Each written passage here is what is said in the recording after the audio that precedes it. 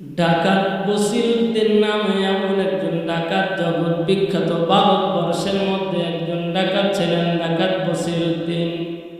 ডাকাত বসিরউদ্দিন এমন একজন ডাকাত, আল্লাহ রাব্বুল আলামিন ডাকাতের কপালে একজন নেককারিনী বিবির ব্যবস্থা করে দিয়েছিলেন। তার বিবি এত বুজুর্গ ছিল, আল্লাহ ছাড়া কিছুই বুঝত না। ডাকাত বসিরউদ্দিন ডাকাতি করার জন্য যখন বেরিয়ে যাইত, বিবি সাহেবা ওযু করিয়া জায়নামাজে মুসাল্লায় বসিয়া আল্লাহর কাছে হাত তুলে বলতো, আল্লাহ আমার স্বামীকে তুমি হেদায়েত দাও, আমার স্বামীকে তুমি ভালো বানায় দাও। আল্লাহর কাছে এমন ভাবে দোয়া করতেন। ডাকাত বসিরউদ্দিন কোনো কিছু শোনে না। স্বামী যখন বাসায় আসতো, ডাকাত বসিরউদ্দিনকে স্ত্রী বলতো, স্বামী গো, দয়া করে এই বদভ্যাসটা আপনি বন্ধ করিয়া দেন। এটা কেন করেন? দুনিয়া তো কিছুই না, একদিন এই দুনিয়া ছেড়ে খালি হাতে আপনাকে কবরে চলে যাওয়া লাগবে, আমারও কবরে যাওয়া লাগবে। এমন কথা যখন বিবি তার স্বামী ডাকাত বসিরউদ্দিনকে বলতো, ডাকাত বসিরউদ্দিন রেগে যাইতেন। ডাকাত বসিরউদ্দিন রেগে গিয়া স্ত্রীকে এত মারধর করতো, এত মারধর করতো, কিন্তু মারের পর মার ডাকাত বসিরউদ্দিনের বিবি স্বামীর উপর ক্ষিপ্ত হন না, রাগান্বিত হন না, শুধু কাঁদেন আর আল্লাহর কাছে দোয়া করেন, আল্লাহ তুমি আমার হাজবেন্ড, আমার স্বামীকে হেদায়েত দান করো আল্লাহ। ডাকাত বসিরউদ্দিন এইভাবে ডাকাতি করতেই থাকে, স্ত্রীর দোয়া অব্যাহত আছে। আল্লাহর কাছে দোয়া করে, আল্লাহ তুমি আমার স্বামীকে হেদায়েত দান করো আল্লাহ। আল্লাহর কাছে দোয়া করেন, করতে করতে করতে একদিন ডাকাত বসিরউদ্দিন ডাকাতি করার জন্য যখন বেরিয়ে গেল, যাইতে যাইতে যাইতে ডাকাতের লিডার বসিরউদ্দিন সবাই নিয়ে যখন বের হয়ে গেল, অনেক দূর যাওয়ার পরে একটু জঙ্গলের পাশ দিয়ে যাইতেছিলেন। ডাকাতের সবাইকে বললেন, তোমরা বসো। সবাই বসে দিয়া বসিরউদ্দিন বলেন, ভাই আমার তো একটু ভালো লাগছে না, আমি একটু পাশ থেকে আসি, তোমরা বসে একটু আরাম করো। ডাকাত বসিরউদ্দিন জঙ্গলার অন্য পাশে যাওয়ার পরে কানে কেমন যেন একটা কান্নার আওয়াজ আসে। ডাকাত বসিরউদ্দিন হাঁটি হাঁটি পা পা করে সামনের দিকে আগায়া গেলেন। সামনে আগাইয়া যাওয়ার পরে তাকাইয়া দেখে মাদ্রাসার একজন তালিবুল ইলম বসে বসে কান্না করছে।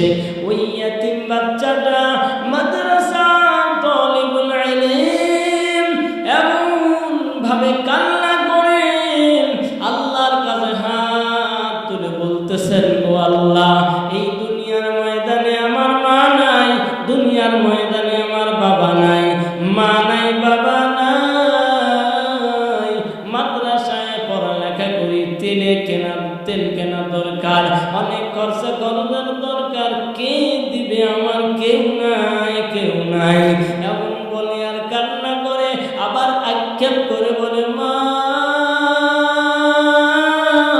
তুমি কেন আমাকে ছেড়ে চলে গেলে? মা এখন বলো, আমায় কি টাকা দিবে, পয়সা দিবে, খোঁজ খবর নিবে? মাদ্রাসায় পড়ি, হারিকেন জ্বালাবো, তেলের প্রয়োজন, তেল আমারে কে দিবে মা? এমন করে কান্না করেন আর বাবাকে বলেন, বাবা তুমিও আমারে থুয়া চইলা গেল, আমার উপায় কি?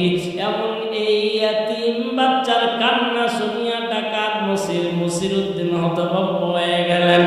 পাশে দাঁড়াইয়া বলতেছেন, হয়ে মাদ্রাসার তালিবুল ইলম, কি তোমার নাম, বাড়ি তোমার, কি তোমার পরিচয়? দাঁড়াইয়া গেল মাদ্রাসার তালিবুল ইলম, ডাকতে বলেন, কে আপনি? কোথা থেকে কেন আসলেন? উল্টো এই প্রশ্ন যখন তালিবুল ইলম ডাকাত বসিরউদ্দিনে করলেন, ডাকাত বসিরউদ্দিন বলেন, কেন তুমি জানো না? তুমি আমারে চিনবা না? তোমার মা বাবা নিশ্চয় চিনবে, এলাকার ভিতরে আমার নাম ডাক সবাই চেনে, আমি হলাম ডাকাত বসিরউদ্দিন। ওই মাদ্রাসার তালিবুল ইলম বলেন, কেন আপনি এখানে কি জন্য আসছেন বলেন তো দেখি। ডাকাত বসিরউদ্দিন বলে, বাবা তোমার কান্না শোনার পরে আমার দিলটা নরম হয়ে গেল। আমি তোমারে মারবো না, গালিও দিব না, কিছুই করবো না, তবে একটা ওয়াদা তোমারে দিলাম, আজকের পর থেকে তোমার আর মাদ্রাসার পড়ালেখা করার জন্য কোনো দুঃখ কষ্ট করা লাগবে না। তোমার আপাতত কি প্রয়োজন বলো। বাচ্চা তালিবুল ইলম ডাকতে বলে, ও বাবাজি, আমার তো এখন হারিকেনের তেল নাই, আমার বন্ধুরা হারিকেন দিয়ে পুড়িয়ে পুড়িয়ে অনেক পড়ালেখা করতেছে, সামনে আগাইতেছে, কিন্তু আমার কোনো বুদ্ধি নাই, আমার কোনো উপায় নাই। ডাকাত বসিরউদ্দিন বলে, তুমি দাঁড়াও, এখন আমি তোমার হাতের মধ্যে তেল দিয়া দেব।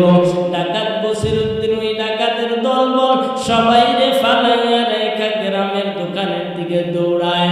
গ্রামের দোকানদার রাত্রবেলায় ডাকিয়ে উঠায়, বলে ভাই ওঠো। কেন? বলে আমার একটু তেল দাও। ডাকাতকে দেখা দোকানদার বেচারা অনেক পেরেশানির মধ্যে পড়ে গেলেন। কি ব্যাপার? হায় হায়, ও বস, আপনি কি লাগবে নিয়ে যান, বিনিময়ে আমার জানটা ভিক্ষা দিয়ে যান।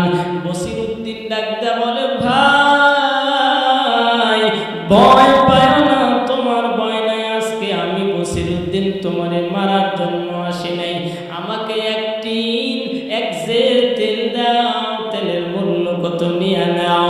আল্লাহর বান্দা বলে, না আপনি তেল নিয়ে যান, দাম দেওয়া লাগবে না, বিনিময়ে আমার জানটা ভিক্ষা দিয়ে যান।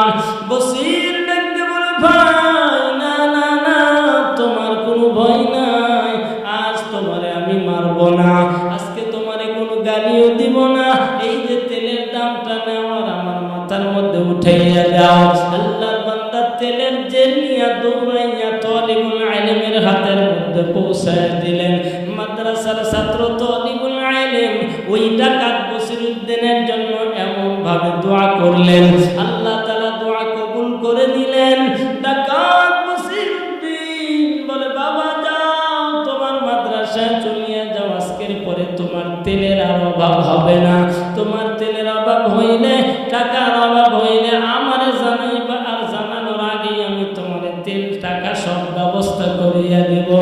ডাকাত বসিরউদ্দিন ডাকাতের দলের কাছে যাইয়া বলে, ভাই আজকে থেকে আমি আর ডাকাতি করব না, তোমরা সবাই আমারে মাফ করিয়া দাও, তোমরা সবাই আমারে ক্ষমা করিয়া দাও, তোমাদের উপর যদি কোনোদিন আমি জুলুম করে থাকি, দয়া মায়া করে আমারে মাফ করিয়া দাও। কেন? বলে, না না। ডাকাত বসিরউদ্দিন দৌড়াইয়া বাসার মধ্যে চলিয়া গেলেন, যাইয়া দেখে বিবি সাহেবা নামাজের মুসল্লায় দোয়া করতেছেন, আল্লাহ আমার স্বামীরে ফিরাইয়া দাও, আমার স্বামীরে ভালো বানায় দাও, জনতার হাতে আমারে তুমি মার খাওয়ায় না রে আল্লাহ, জনতার হাতে আমার স্বামীকে বেইজ্জতি করিও না রে আল্লাহ। এমন ভাবে দোয়া করতেছেন, বসির ভিতরে ঢুকে ডাকতে বলে, বিবি তোমার দোয়া আমার আল্লাহ কবুল করে নিয়েছে, আজ থেকে আমি প্রতিজ্ঞা করলাম আর জীবনে কোনোদিন ডাকাতি করব না, মানুষের অন্যায় করব না, মানুষের উপর জুলুম আর আমি করব না, তুমি দয়া করে আমারে, তুমি যে দোয়া করেছিলে আল্লাহ তোমার দোয়া কবুল করেছে, তোমার উপর অত্যাচার করেছি স্ত্রী, তুমি ভালো কথা আমারে বলেছো, তোমারে অনেক মার আমি মেরেছি, দয়া করে তুমি আমারে মাফ করিয়া দাও, ক্ষমা করিয়া দাও, আর জীবনে কোনোদিন তোমারে আমি মারব না, তোমারে কোনোদিন গালিও দিব না। রাত্রবেলায় ঘুমায় থাকলেন, সকালবেলায় কুতুবউদ্দিন বখতিয়ার কাকি রহমাতুল্লাহ আলাইহির দরজা চলে গেলেন। স্বামী স্ত্রী দুজন মিলা যাইয়া বখতিয়ার কাকি রহমাতুল্লাহ আলাইহির দরজার মধ্যে যাওয়ার পরে বলেন, ও পীর সাহেব, ও হুজুর, দয়া মায়া করে তওবা পড়ায়া দেন, আর জীবনে আমি ডাকাতি করব না, অন্যায় করব না, জুলুম করব না। ডাকাত বসিরউদ্দিন যখন বখতিয়ার কাকি রহমাতুল্লাহ আলাইহির দরবারে গিয়া বললেন, বখতিয়ার কাকি রহমাতুল্লাহ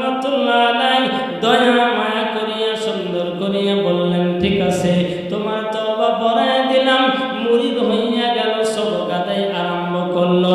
ডাকাত বসিরউদ্দিন কেমন ভালো হয়ে গেল, কোরআনের ছাত্র তালিবুল ইলমকে সাহায্য করার জন্য স্ত্রী নেককারিনী দোয়া করেছিলেন, আল্লাহ দোয়ার বিনিময়ে তাদেরকে মাফ করিয়া দিলেন, কবুল করিয়া নিলেন। ডাকাত বসিরউদ্দিন কেমনে ভালো হয়ে গেল। এই জন্য মুসলমানদের পায়ে ধরে বলি, এই ঘটনার দ্বারা আমাদের শিক্ষা নেওয়া লাগবে। অন্যায় ছেড়ে দেন, জুলুম ছেড়ে দেন, মানুষের কাছ থেকে দোয়া নেন, কোরআন ওয়ালা আলেমদের কাছ থেকে দোয়া নেন, তালিবুল ইলমদের কাছ থেকে দোয়া নেন। আল্লাহ আপনার কপালে ডাকাত বসিরউদ্দিনের মতো হেদায়েত দিয়ে দিবে।